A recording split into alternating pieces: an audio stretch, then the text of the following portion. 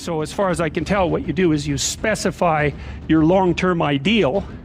Maybe you also specify a place you want to stay the hell away from so that you're terrified to fail as well as excited about succeeding, because that's also useful. You specify your goal. You do that in some sense as a unique individual. You want to specify goals that make you say, oh, if that could happen as a consequence of my efforts, it would clearly be worthwhile. Because the question always is, why do something? Because doing nothing is easy. You just sit there and you don't do anything. That's real easy. The question is, why would you ever do anything? And the answer to that has to be because you've determined by some means that it's worthwhile.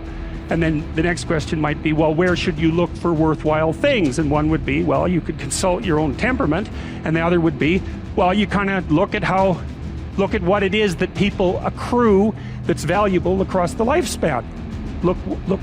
So you do a structural analysis of the subcomponents of human existence, and I already did that. You need a family, you need friends. Like, you don't need to have all these things, but you better have most of them. Family, friends, career, educational goals, plans for, time outside of work, attention to your mental and physical health, etc.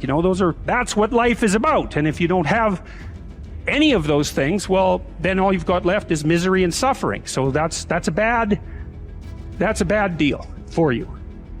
So once you set up that goal structure, let's say, and that's really in many ways that's what you should be doing at university.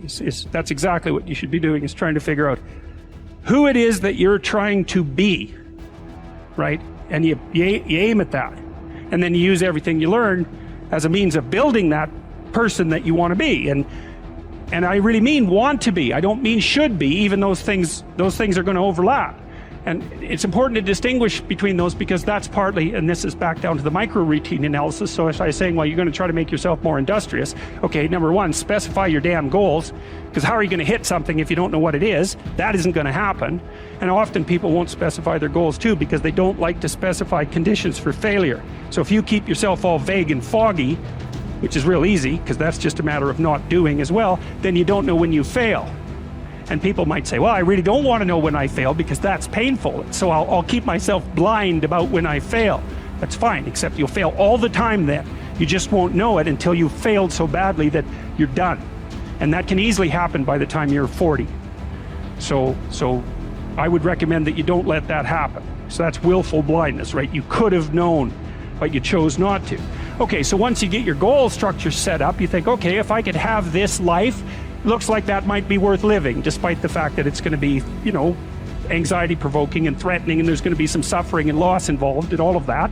Obviously, the goal is to have a vision for your life such that, all things considered, that justifies your effort. Adopt the mode of authentic being. And that is something like refusing to participate in the lie, in deception in the lie, to orient your speech as much as you can towards the truth, and to take responsibility for your own life and perhaps also for the lives of other people. And there's something about that that's meaningful and responsible and noble, but also serves to mitigate the very suffering that produces, say, the nihilism or the flee into the arms of or the escape into the arms of totalitarians to begin with. You need something to shelter you against your own vulnerability. You can think about the world this way. You can think about it as your orderly little plan. That's a place, and you can think about it as the place that things that disrupt your plan comes from. That's another place. This is a bigger place than this, because there's an endless number of things that can disrupt your plan, and only a tiny number of them that can, that will help you work it out. So part of the question then too is like, are you the friend of your plan, or are you the friend of the thing that disrupts your plan? And I would say you should work to become the friend of the thing that disrupts your plan, because there's a lot of that. And then if you become the friend of the thing that disrupts your plan, then you start to develop strength in proportion to the disruptive force. And that's really what you want. You want to be able to implement your plan, obviously, but you want to be able to take on the consequences of error and learn from it. And then you win constantly, because even if something goes sideways, you think there's something to be derived from this. That's wisdom, fundamentally. Plan a life you'd like to have.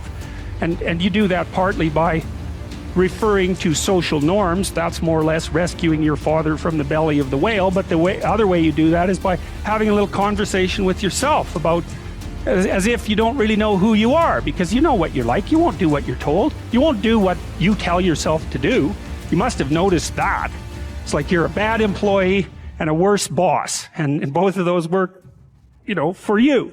You don't know what you want to do, and then when you tell yourself what to do, you don't do it anyways. You should fire yourself and find someone else to be. But my point is that you have to understand that you're not your own servant, so to speak. You're someone that you have to negotiate with, and you're someone that you want to present the opportunity of having a good life to. And that's hard for people because they don't like themselves very much. So, they're always like cracking the whip and then procrastinating, and cracking the whip and then procrastinating. And it's like, God, it's so boring and such a pathetic way of spending your time.